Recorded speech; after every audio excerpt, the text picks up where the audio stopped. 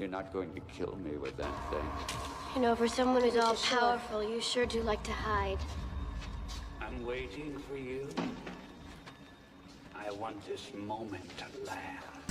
God, the power. Before my child will come into my world.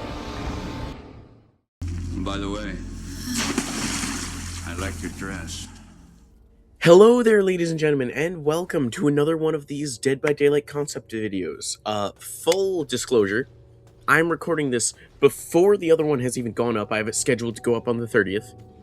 But my mother gave me the idea to do this character as well, and I'm kind of obligated to, considering I'm named after one of the characters in the show. I'm doing the Master from Buffy the Vampire Slayer. Comment down below if you can guess which character I'm named after. But beside that, we're going to be doing the same thing as the previous video, you know, ability, 3 perks, stats, 2 iridescent items, and anything extra that I fucking come up with. But yeah, intro is much shorter in this one. Let's get going on. So, I mean, obviously, let's do what we did last time, go over the stats first.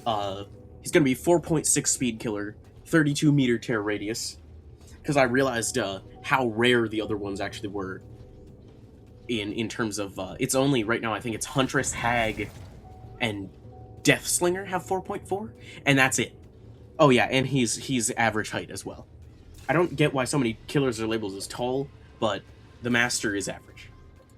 Now, with the Master, I have the exact opposite problem of Kira, where he doesn't have too many abilities. He's extra strong for a vampire. He's the oldest vampire, to the point that he actually looks like the proto-vampires rather than the regular vampires. But really, he's just extra strong. He has telekinesis, but I'm not basing a whole thing off that. But what he mostly does is he sends other people to work for him. And in the show, once he's released, he's basically stuck underground for most of the first season, but once he's released, it also releases this other creature called the Hellmouth spawn, which is what I'm going to be basing most of this on. You see, in Buffy the Vampire Slayer, the Hellmouth is basically the cause of everything, and I want to include it in a killer loadout, because frankly, there's so many big bads in Buffy, but the Master is both the most iconic, and also the one with the least amount of shit to work off of. So I'm going to make him more of an analog for the series itself, rather than just himself. So here's how this works. His first ability I call Delegation, where he summons a member of the Order of Aurelius, basically his vampire cult that he leads. And this member will have 4.4 speed on the lower end, but still fast enough to catch up to survivors. But they are as fragile as Nemesis's zombies, despite being so fast. If they're pallet stunned, or even fully put into what the killer would have as the blind state, they dust like the vampires in the show. Additionally, they will disappear after a minute of existing. Speaking of minutes, it takes 3 of them for his Hellmouth timer to go down. When it reaches 0, Delegation will be replaced with the Hellmouth spawn, this big fucking tentacle thing that'll follow him around, and basically, instead of a chaser NPC, it's homing tentacles that act as a far more advanced version of the Deathslinger's chain gun, where it'll have a homing mechanic, and it will pull them around walls, straight towards the Master. Now, in my opinion, the best killer abilities are ones that have built-in counterplay, or interactivity. You know, Springtrap's doors, although they're not a good idea to use as a survivor, do not do it. The Singularity, you can disable the cameras with the EMPs. Both the Resident Evil reps, you have the Cure that you can inject, so I figured, why not give it something like that? To increase the timer, survivors can interact with several sigils around the map, whether on walls or the floor. They look like this. That's the main symbol associated with the Order of Aurelius. And when they interact with it, they get 1 single skill check.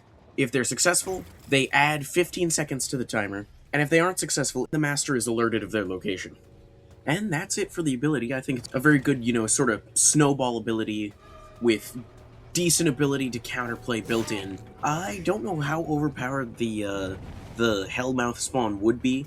Depends on how good the tracking could be if this were in the game. It's not like it would, you know, insta-grab people. It does work like the Deathslinger's thing. You still gotta hit him afterwards. But on to perks.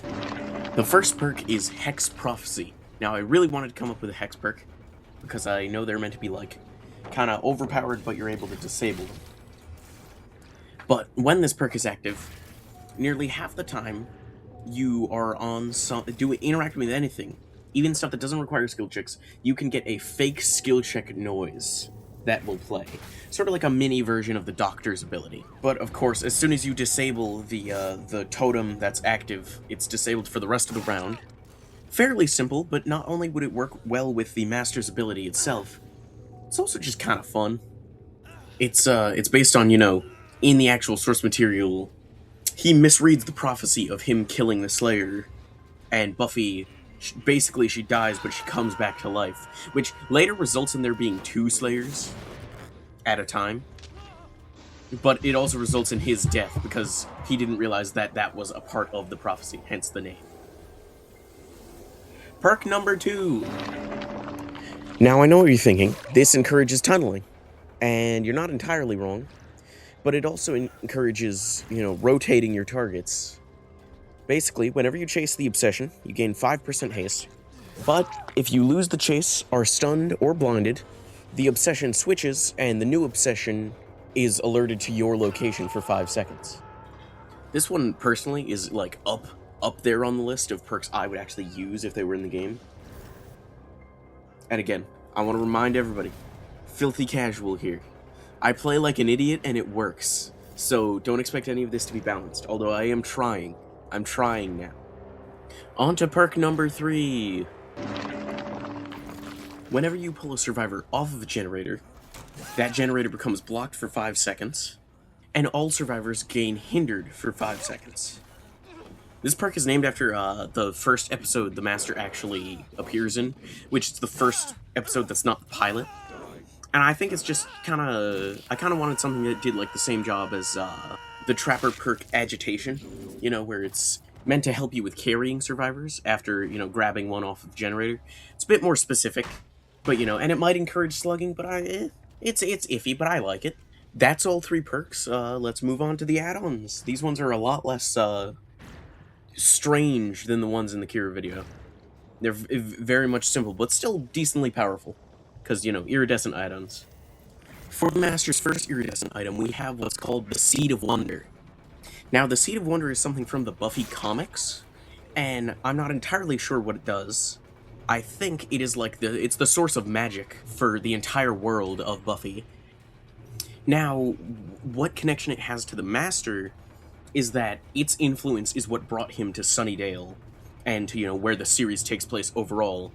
And he was technically working for it in the first season. It's a retcon in the comics, but what it does here is, you know, these symbols that the survivors can interact with to add time to the timer. Well, now the Master himself can interact with them to take time off of the timer. It would be the same 15 seconds, and it would be the same 1 skill check. Yes, you heard me right. He would be a killer doing a skill check. On top of that, he would have the same consequence for failing that skill check of everybody would see his location. His second iridescent item would be the Pergamum Codex. God, that was so hard to pronounce. It took me so many fucking takes. But what it is basically, this is the actual thing that had the prophecy of him killing the Slayer, and of the Anointed One, and him actually getting out of the caves he was trapped in. But what it would do for this one is it would simply make the vampire followers indestructible. Apart from the time limit, of course. They couldn't be blinded to become dust. They couldn't be killed by pallets. They would chase until the timer runs out. Simple as that. Now, moving on to extras, there's actually a lot of stuff I didn't do in the Kira video that I probably should have done. First thing is his The Blank style title, which... I wonder... But also, you know, his Mori would probably be the way he killed Buffy. You know, traditional kind of vampire neck bite from behind and, you know, push him down. Although technically he did drown Buffy, but it's not going to just spawn a puddle for the Mori. Alternate costumes-wise, he could be Spike as a legendary costume. Maybe Angel. Really any other vampire big bad wouldn't be that bad of a costume. His map would have to be, like, Sunnydale High, And that's it for this video. Like, subscribe, comment down below if you have any other ideas for the master or any other ideas for a killer I should do. Comment down below what character you think I'm named after, and I'll pin that comment, whoever guesses it correctly first. But yeah, cue the outro.